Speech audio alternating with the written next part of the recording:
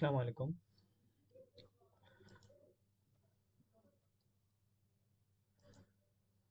Advance theory of numbers এর প্রথম চ্যাপ্টারের 9 নম্বর সমস্যাটি নিয়ে আলোচনা করব ইনশাল্লাহ।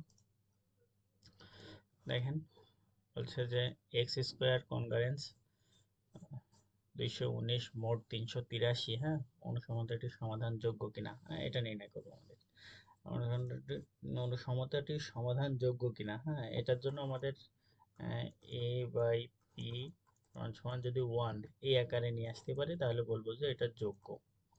হ্যাঁ, এটা হচ্ছে যোগ্য হওয়ার শর্ত। আর যদি এ বাই পি, ঠিক আছে, সমান সমান যদি -1 আসে তাহলে এটা যোগ্য নয়। যোগ্য নয়। হ্যাঁ, সেজন্য দেখেন আমরা প্রথমেই এটারে যদি আমরা লিখি তাহলে এটা হচ্ছে ভাগশেষ, আর এটা হচ্ছে সেই পূর্ণ সংখ্যা পি, তাই না? সরি, বিজোড় মৌলিক সংখ্যা পি।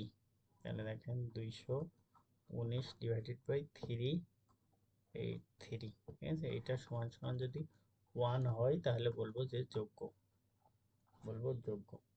দেখেন এটা প্রথমে 219 কে আমরা কি করব, যেহেতু এটা পূর্ণ সংখ্যা তাহলে এটার আমরা ভগ্নাংশ গুণনীয়ক গুলো নির্ণয় করব।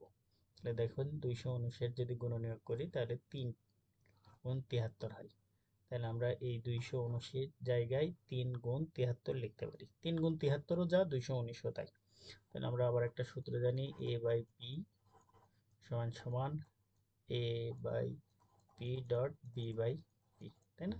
তাহলে এখানে যেহেতু দুইটা উপাদানই আছে তাহলে এরকম এই যে A by P B by P, তাই না? সরি, এখানে সেই সূত্রটা দেয়াই আছে, এই ফর্মুলাটা ব্যবহার করছি। দেখেন আমরা এখন কি করব, যেহেতু এটা লব ছোট হয়ে গেছে, হর বড় হয়ে গেছে, তাহলে আমরা প্রত্যাবর্তন সূত্রটা ব্যবহার করে মাইনাস চিহ্ন দিয়ে কি করব, এটা উল্টাই দেব। মাইনাস চিহ্ন দিয়ে উল্টাই দেব। তাহলে এটা যদি ক্যালকুলেশন করি তাহলে দেখেন 3/383 যদি করি তাহলে আমরা ভাগশেষ পাবো 2। এটা আপনি ক্যালকুলেশন করে দেখবেন, হ্যাঁ, আমি এই যে যদি একটু দেখাই এটা, উম, ভাগশেষ 2 হবে। ভাগ করলে আপনি এখানে একটা ভাগফল পাবেন আর নিচে ভাগশেষ পাবেন হচ্ছে 2। সেই ভাগশেষটা আপনি এখানে লিখলেন, এই যে 2। যেহেতু আমরা 2 আকারে পাইছি, হ্যাঁ, 2 আকারে পেলে এই যে এই ফর্মুলাটা হয়।